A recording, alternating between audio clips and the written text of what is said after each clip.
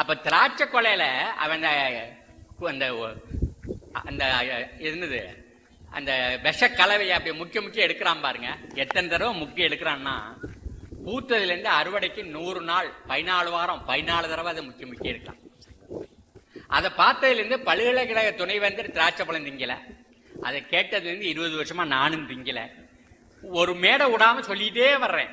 ஏன்னா நீங்க ரொம்ப பேர் தின்னுகிட்டே இருக்கீங்க. நீங்க திங்கலன்னா எப்படி அங்க விற்கும்? எப்படி பஸ் ஸ்டாண்ட்ல விற்கும்?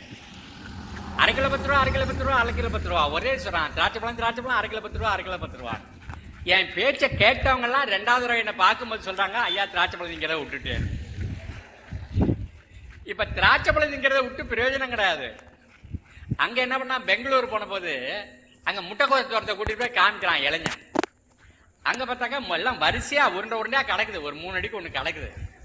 அவன் கேட்டான் எப்படி இருக்குன்னு. நான் கேட்டான் நல்லா இருக்குன்னு சொன்னான். இல்ல கடையில இருக்கிறது மாதிரி இருக்கான்னு கேட்டான். அப்பதான் கொஞ்சம் உத்து கவனிச்சேன் நானு. இல்லையப்பா கடையில வெள்ளையா இருக்குது, தோட்டத்துல பச்சையா இருக்குது, ஏன்னு கேட்டான். அவன் சொன்னான், இது மாதிரி கொப்பரையில தண்ணியை உள்ள விட்டு அதுல என்டின் எக்கலாக்சி சுமத்தியான மாலத்தியான பாரத்தியான மானோக்ரோட்டோ பஸ் எண்டோ செல்பம் எல்லாத்தையும் கலக்கிட்டு ஒவ்வொரு முட்டை கோசையும் முக்கி எடுத்து அப்பதான் ட்ரக்கில் ஏத்துறோம். எனக்கு இந்த முடியெல்லாம் நேரம் நின்றுச்சு. ஏப்பா இதெல்லாம் பூச்சியை கொல்றதுக்குன்னு சொன்னீங்களே, இப்ப இது அறுத்த பிறகு எதுக்குப்பா முக்கிறீங்கன்னு கேட்டேன். உங்களுக்கு ஒன்றும் தெரியாது சார். என்ன தெரியாதுன்னு? இது உங்க ஊருக்கு வர்றதுக்கு 5 நாள் ஆயிடும். கொஞ்சம் வாடி வதங்கினுச்சுன்னா தூக்காம போட்டுருவீங்க, காணாம போட்டு போயிடுவீங்க, வாங்காம போயிடுவீங்க. போட்ட போனா வீணா போயிடும். அதுக்காக முக்கிய எடுக்கிறோம் அப்படின்னு சொன்னான். இந்த மூச்சை இழுத்து விட்டு இந்த முட்டைக்கோசை மட்டும்தான் அப்படியான்னு கேட்டேன்.